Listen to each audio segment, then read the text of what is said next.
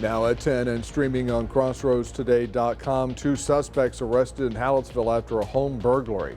Victoria Fire Department Chief Robert Fox set to retire September 30th after 27 years with the department. And Tropical Storm Harold hits South Texas and brings rain to the crossroads. Well, as Harold departs, we do have a few leftover showers. We had some big stuff down in Beeville a couple hours ago, but you can see how it's generally beginning to clear. Is it over? Well, Harold is, but not the heat and not the humidity. We'll have more on that coming up in a moment. And tonight we had some volleyball games going on around the area, and we have some highlights from 4 of the games, including a #1 ranked team. That's coming up in sports. You're watching 25 News now at 10. Good evening and thank you for joining us. I'm Don Brubaker. Karina Garcia has the night off. This is an alert day. A tropical storm hits South Texas. Let's take a first look at your forecast with First Warn Storm Team Chief Meteorologist Mac Perez. Mac, any lingering effects from Harold in the crossroads now? Well, in the crossroads, we were fairly lucky. I mean, I don't know how you want to say it because we didn't get that much rain, but we didn't have any damage problems. All the rain was actually much farther south. So here we are tonight. It's clearing up. You can see the moon. We had some heavy thunder showers down in Beeville with thunder and lightning, but they're moving away. And now we look at how much rain we got. It looks like in the crossroads, we got about 1/4 of an inch. But as you can see down here in Corpus Christi, that's about 4 or 5 inches of rain all the way across. So that's beneficial, very necessary. It was a great break, but it isn't going to last much longer. And we'll be having more details on what to expect for the rest of the week coming up in a moment. Don, back to you. Mac, thank you. A busy 48 hours for the Atlantic hurricane season. Just 2 days after Tropical Storm Hilary barreled through parts of California and Nevada, Tropical Storm Harold is blowing through parts of Texas. Fast-moving Tropical Storm Harold made landfall this morning on Padre Island, a popular tourist area known for its beaches just south of Corpus Christi. The storm unleashing winds more than 50 miles per hour, a tornado threat, and heavy rainfall that's causing flash flooding in parts of southern Texas. More than 1.2 million people along the eastern coast of Texas under a tropical storm warning, and more than 30,000 people in the state are without power. It comes 2 days after Tropical Storm Hilary lashed the west coast, bringing record-breaking rainfall to Southern California, flooding roads and triggering mudslides and rock slides. Cathedral City near Palm Springs submerged in the mud. Residents now digging out. The news pounded it and pounded it and pounded it, and people stayed in. The worst part was here on this street. It's called Coble. It took on thigh-high water. Tropical Storm Hilary bringing a year's worth of rain to Death Valley. California getting socked with a 1-2 punch from Mother Nature when an earthquake struck near Ojai Sunday, about 80 miles northwest of Los Angeles. Our studio is shaking right now, so not only are we dealing with a tropical storm, but it appears we're now dealing with an earthquake. This video showing the moments the 5.1 magnitude quake unrelated to the storm shook a bar in Ventura, California, as bottles can be seen flying off shelves. There were no initial reports of significant damage or injuries from the earthquake.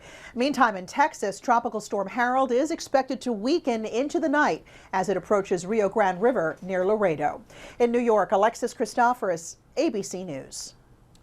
Thousands of homes and businesses in Corpus Christi are without power because of Tropical Storm Harold. The National Weather Service says the storm made landfall about 10 a.m. near South Padre Island. AEP Texas says about 11,000 customers in Corpus Christi have lost power and that the company has sent out crews to make repairs and restore service. Police investigating the deaths of a woman and 2 children at a Lubbock home. Authorities believe it is a murder-suicide. Investigators say a property manager called police after finding 37-year-old Lacandria Ibrahim inside the home Monday morning.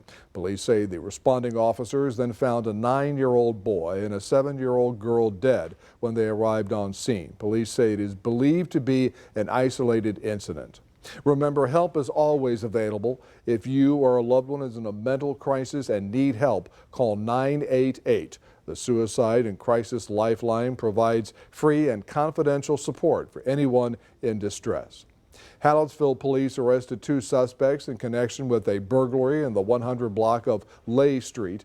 46-year-old Shedrick DeQuincy Lemons of Yoakum arrested for burglary of a home. 32-year-old Cylindria Chantel Ford of Hallettsville taken into custody for possession of stolen property.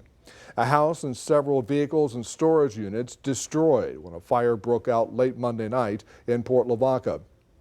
The Port Lavaca Wave reports the fire was at a home near the intersection of Knipling Street and State Highway 35 at about 10:15 Monday night. No injuries reported, and the cause of the blaze has not yet been determined.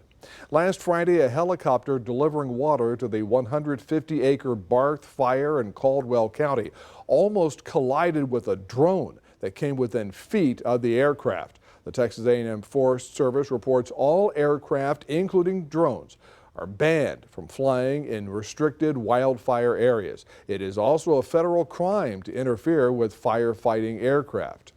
Mexico's government has repeatedly raised concerns with the U.S. about large buoys Texas put on the Rio Grande to deter migrants. KPRC reports a State Department official said in a hearing Tuesday that agreements between the two countries could suffer if the floating barrier remains in place. The Justice Department sued Texas last month over the buoy barrier. U.S. District Judge David Ezra did not immediately rule at the end of the injunction hearing in Austin. This morning, DPS South Texas reports criminal smuggling organizations smuggled 147 migrants across the Rio Grande in Starr County during the beginning of a tropical storm. The smugglers left the migrants, which included children, on an open field without cover. DPS troopers gathered and referred the migrants to Border Patrol. Several co-defendants of former President Donald Trump turned themselves in Tuesday. They're charged with racketeering and other counts for interfering with the 2020 presidential election. Trump and the 18 others have until Friday to surrender under a deadline from DA Fani Willis. Some are charged with serving as fake electors who tried to alter Georgia's electoral count by falsely claiming Trump had won Georgia. Trump will turn himself in on Thursday.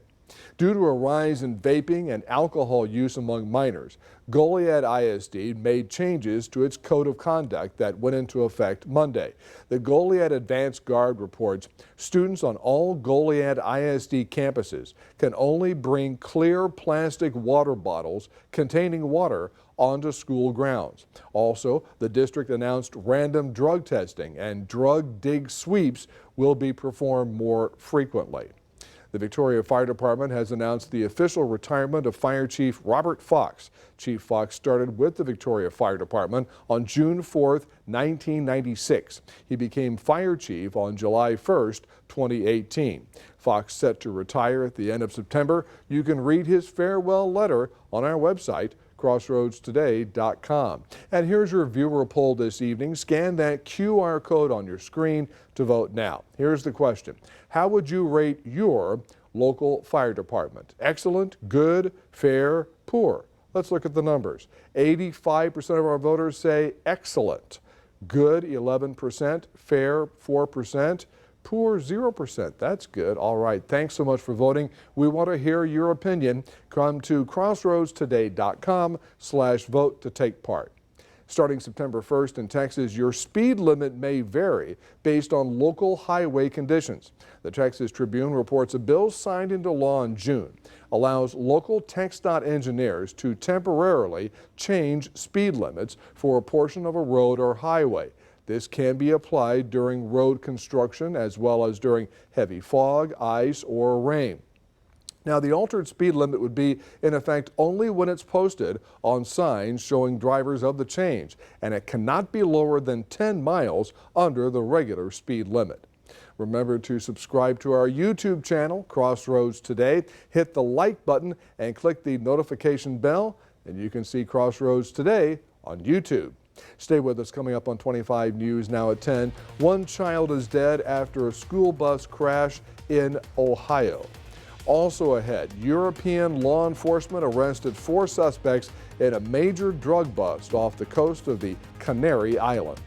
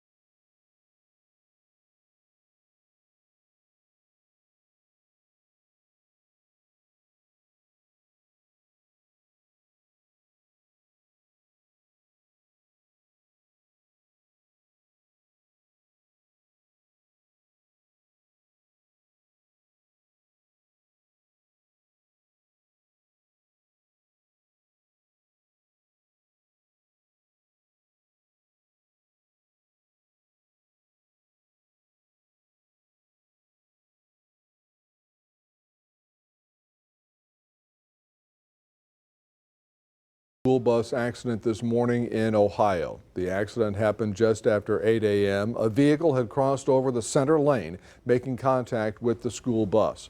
52 children were on the bus and 23 of them were taken to area hospitals. One student suffered serious injuries. The other 22 injuries are said to be non-life threatening. One child reportedly ejected from the bus and later died.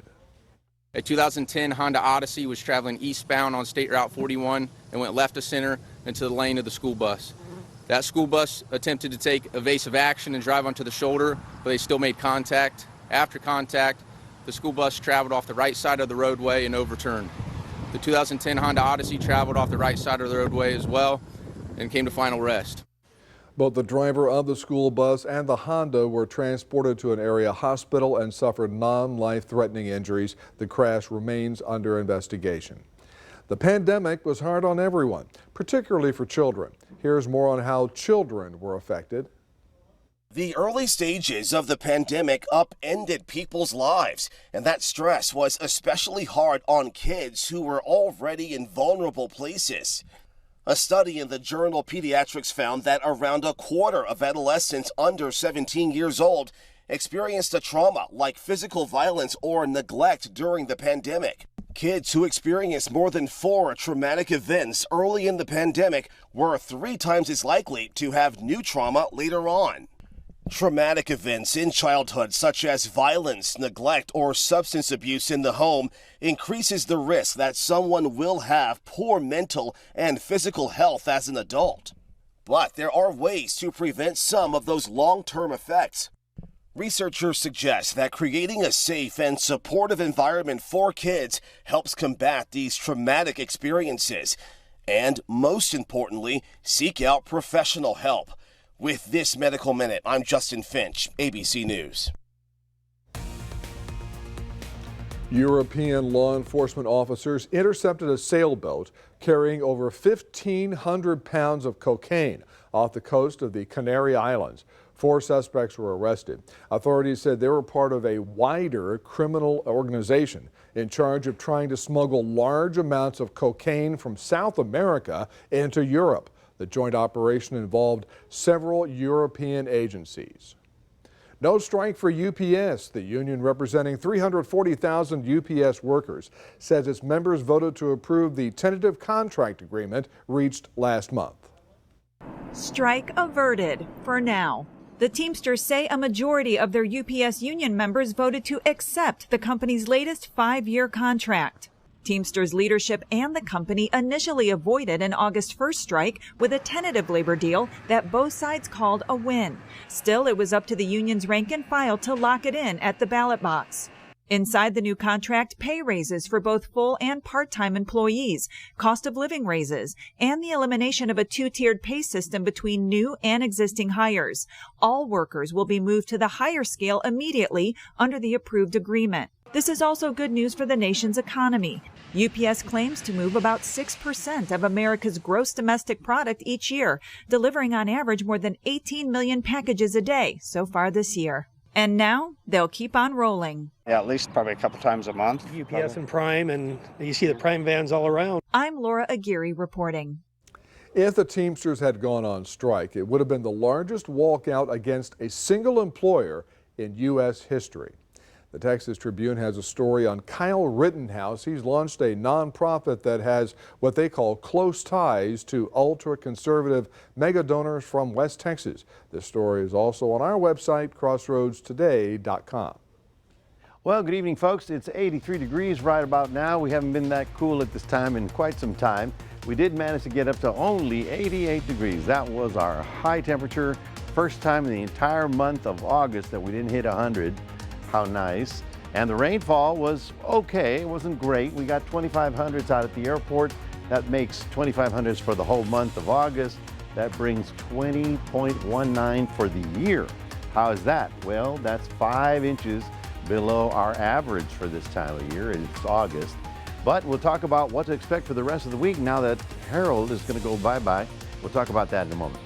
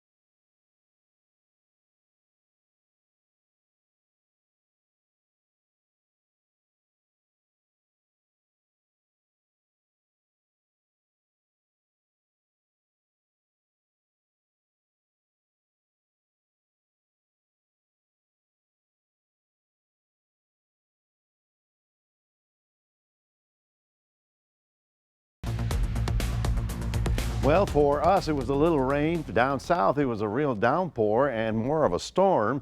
This is down in Corpus Christi. As you can see, they even had some power lines down. Our peak wind was about 29, 30 miles an hour. They got peak winds at about 45, 50 miles an hour, so they did have a lot more activity and shall we say damage. We do have, we were running a poll here. This is a weather poll. Were you affected by the tropical storm Harold? Flooding 8%, power outages 3%, tornadoes 3%, and the answer 86% said no. So Harold was not much for us, but as you can see, lots of flooding in the construction zones down there in Corpus Christi, and the water did come up to the dunes and into part of the downtown area, so there was a storm surge as the storm approached. At this hour of the night, most of the rain has decreased in our area.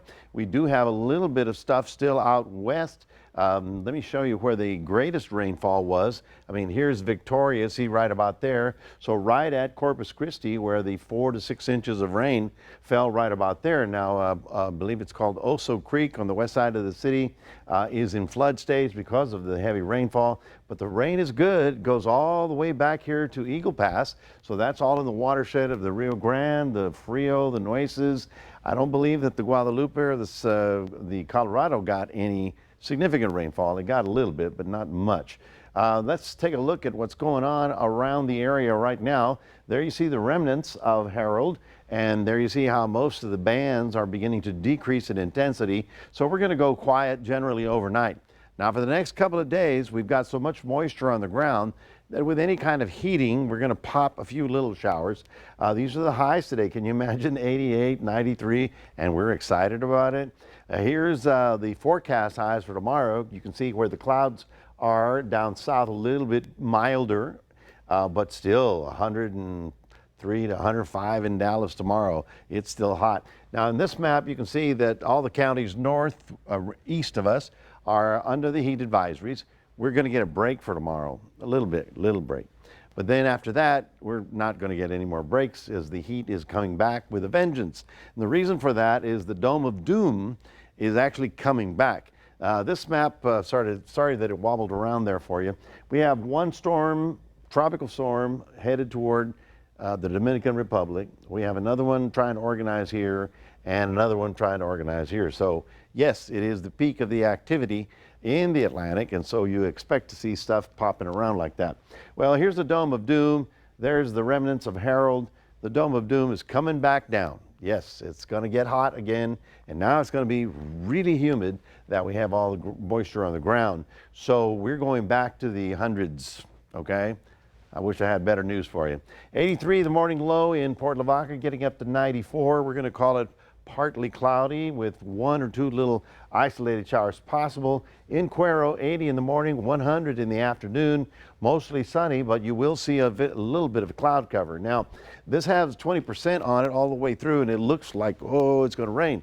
But it's not that much. These are little garden variety pop-ups late in the afternoon, but you will notice the temperature is going back up to 103, 103. I don't want to say 104, that's why I didn't put it in there, but it's going to get hot again, and now it's going to be very humid as well. So that is what it looks like for the next 7 days. That's your 7-day forecast. We do have a QR code. Love for you to scan that and put Crossroads Today on your phone. Here is Mr. Gino.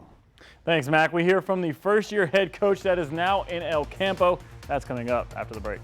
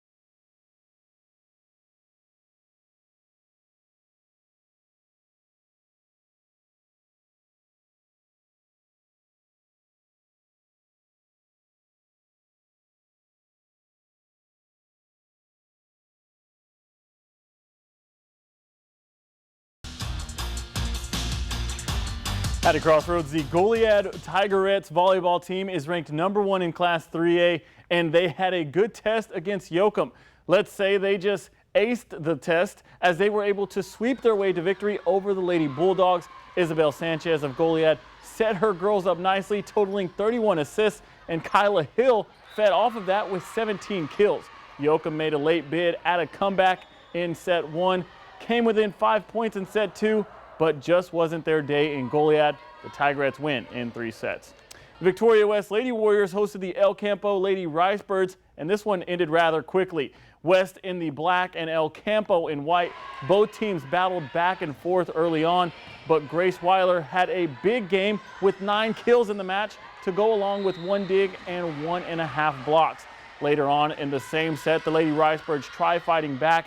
This time it's Adeline Hundle who gets served up nicely on a platter and spikes one down.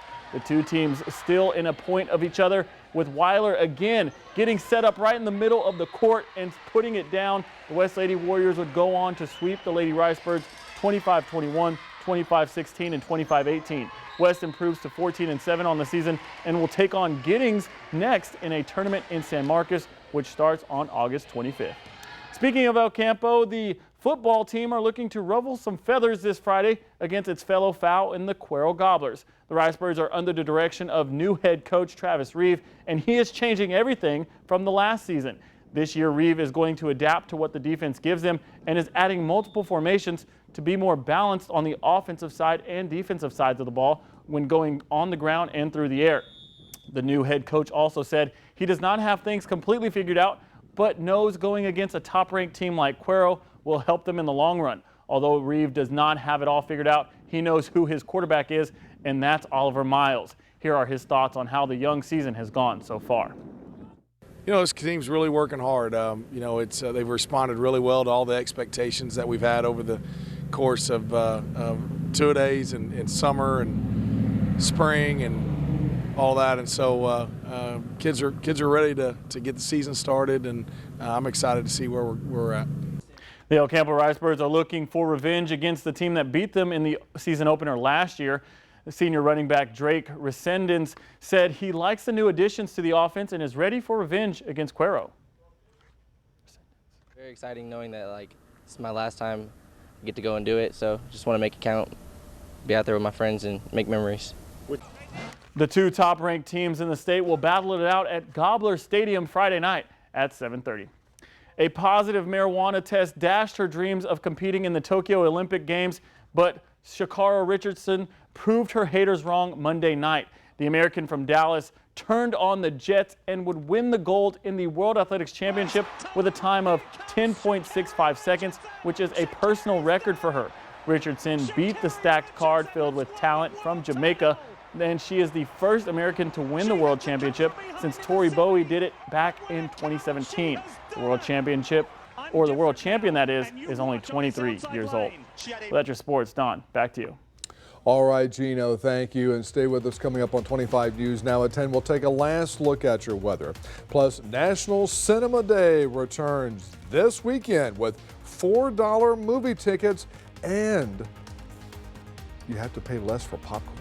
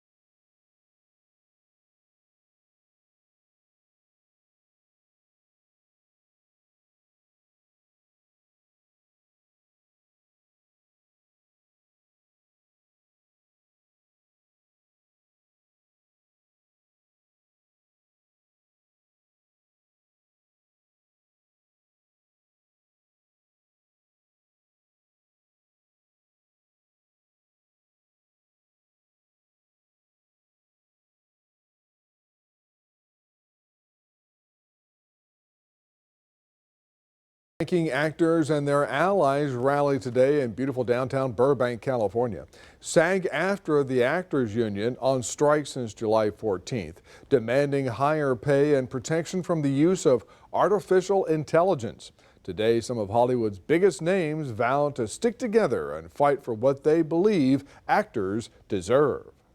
So now we are called to support the union, support the leadership, and to stand together for the long haul, and to stick to it like a stamp. The studios are always seeing what is and asking why. Let us continue to dream things that never were and say, why not? The Writers Guild of America, which represents Hollywood's writers, has been on strike since May 2nd. An Alaska Airlines flight made a rough landing amid Tropical Storm Hillary late Sunday at an airport in Southern California. Airline officials say the plane experienced an issue soon after landing in the rain at 11:15 p.m. local time. The flight was carrying 106 passengers and 6 crew members. No one was hurt during the incident. One of the things that we reported earlier today during Harold coming this way was a report that there was a tornado warning in Goliad County. About 11 o'clock this morning, we had a tornado warning.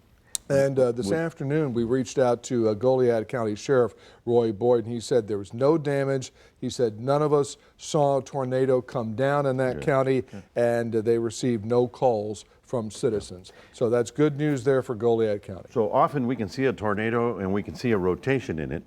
And in order to get the word out faster, they put out a warning and said there's a spin in the storm, but it's not actually on the ground. So fortunately, it didn't touch ground, and so everybody's okay. That's very good. Very good. Very good. Hey, just wanted you to see the last radar images for the night. You can see how everything's clearing up on our side of the world, while the remnants of Harold continue rolling eastward. I think you're not going to believe this, but I think the remnants are actually going to make it to Arizona and New Mexico. And so they're going to get more flooding from, a second storm coming through the area. It's all kind of weird, and it's all kind of because of the Dome of Doom. Everything's going around it, and you can see how it's basically moving in that direction. So a little warmer tomorrow, back to the hundreds by the weekend, and a few little pop-up showers. But otherwise, Harold, you can say goodbye. We'll take the rain. Thank you, Mac. Yeah. And finally tonight, by 3,000 theaters across the country are offering $4 tickets for National Cinema Day this Sunday. AMC Theaters and Regal Movies are taking part and offering discounted popcorn. Yes. Yes. It's part of a promotion sponsored by the National Cinema Foundation. All movies out in theaters are included in the deal. That's Barbie, that's Oppenheimer, all that. Last year's inaugural event saw 8 million people head to the movies. So now the question comes up, will the movie theater here in Victoria by the mall take part? And I don't have an answer on that. Hopefully they will. Please let us know. Yes. Tickets are less than what it costs for a Barbie to get an actual doll nowadays. Yeah. That's good. Oh, well, I was just worried about $4 at the door, $20 for popcorn. And you get out of the heat. That's Guys, one thing. Thank you, and thanks for joining us for 25 News Now and 10. Join us for 25 News Now Sunrise starting at 5 a.m. Good night, everybody.